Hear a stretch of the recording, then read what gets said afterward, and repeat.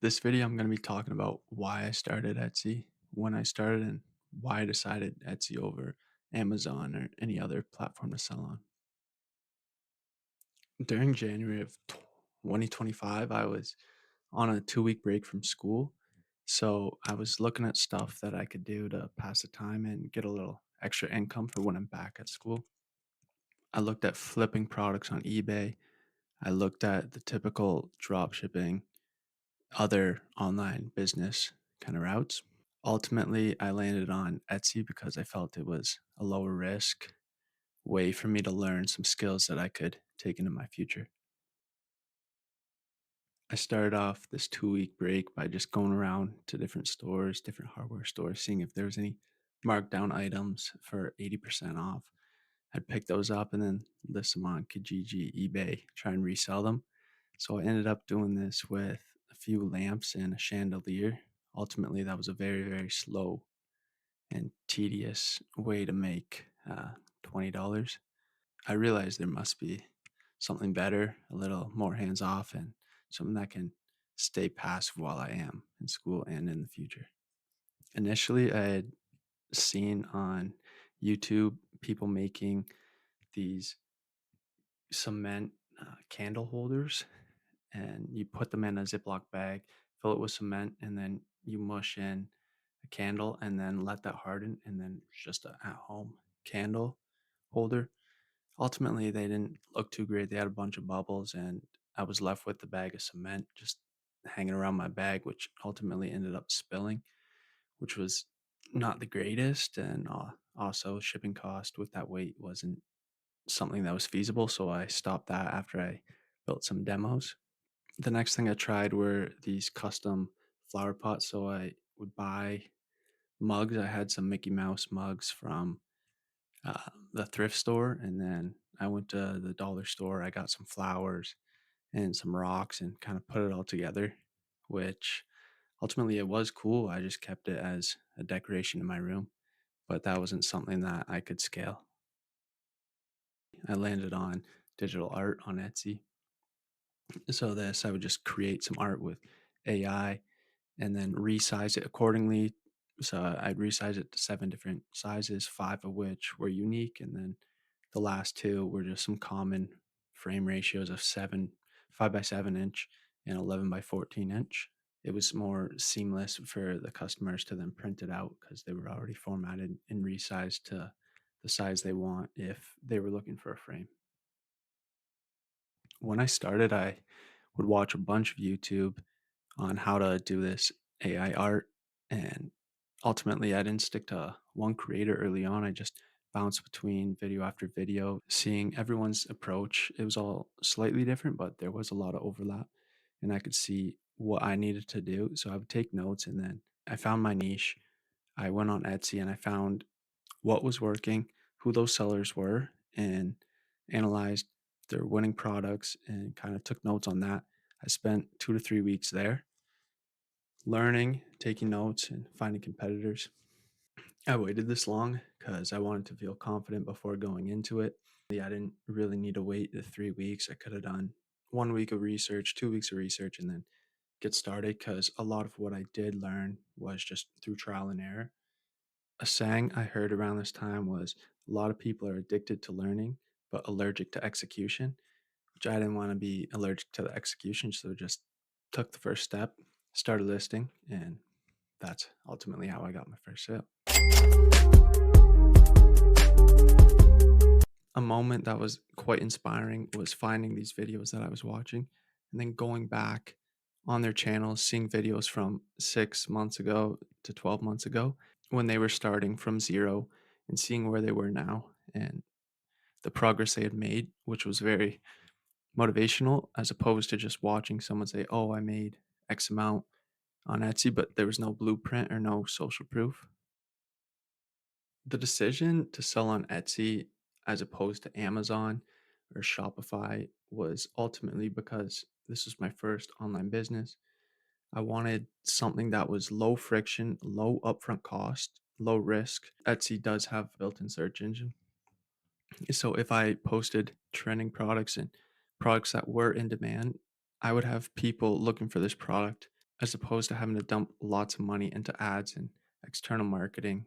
One of the big reasons I didn't go into drop shipping or anything was because I felt that was too high risk starting off. You could burn a few $100s in a week running ads on a product that nobody would like.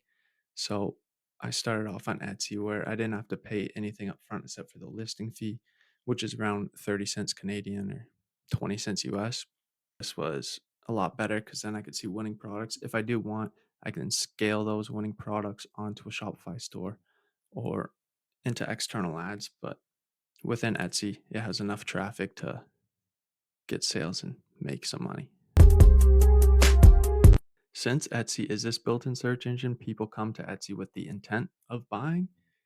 I understood that this would probably help in my case, and that's why there are Etsy fees.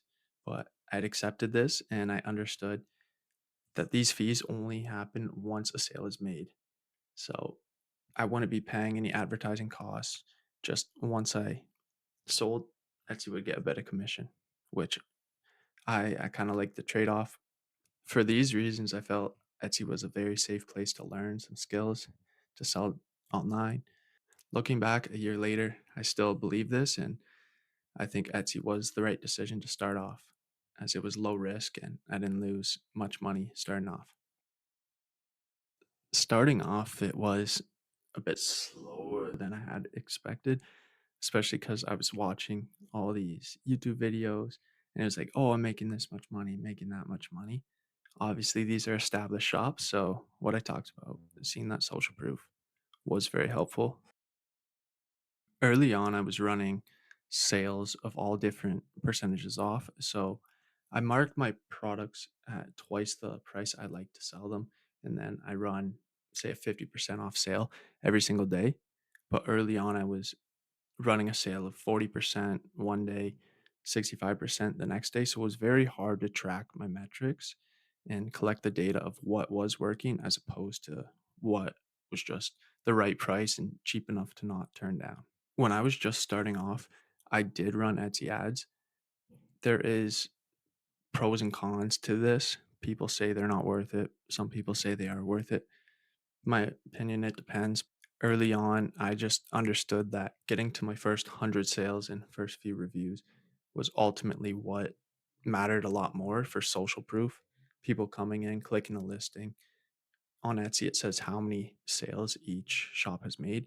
So seeing that 100 sales is a lot more trustworthy than seeing 3 sales or 0 sales. And exponentially, this does go up. And now I'm around 900 sales. So that builds a lot more trust than even when I was back at 100 sales. So early on, I did run Etsy ads. I just wanted to get to that 100 sale mark. Even though I wasn't the smartest about it, I did run a $300 deficit over 3 months, which isn't crazy. I was spending twice as much on ads than the profit I was making back. But I enjoyed that dopamine hit of the sale. I would be checking my Etsy seller app every single hour, just seeing if there was a new sale, a new like, getting dopamine, dopamine, dopamine, which wasn't the greatest. It's like the equivalent to going into your kitchen when you're hungry, opening the fridge. There's nothing. Go and sit down, you're bored, go back. 5 minutes later, open the fridge again, expecting more food to be there. Nothing really happened. And when you do get a sale, you also get a transaction email. So you're fine to just turn off the Etsy seller notifications. Allow yourself to focus on life a bit more, and then you'll see an email if you do make a sale. There's no point in just checking it all the time.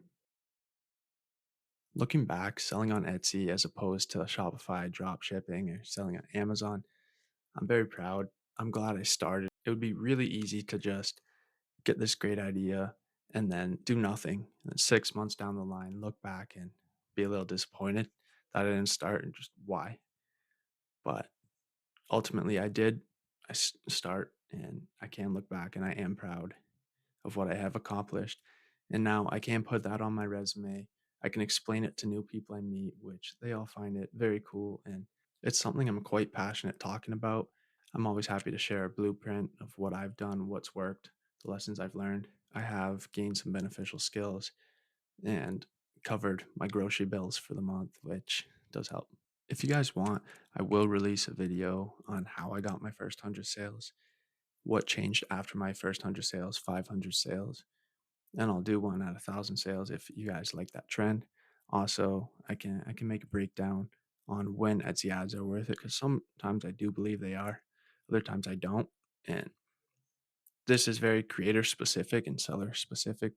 People say pros and cons to both, but I can spill my honest thoughts, but this video would be too long if I try to put it all in here. Well, thank you guys for tapping in again, watching this video, and I'll see you in the next one. Bye.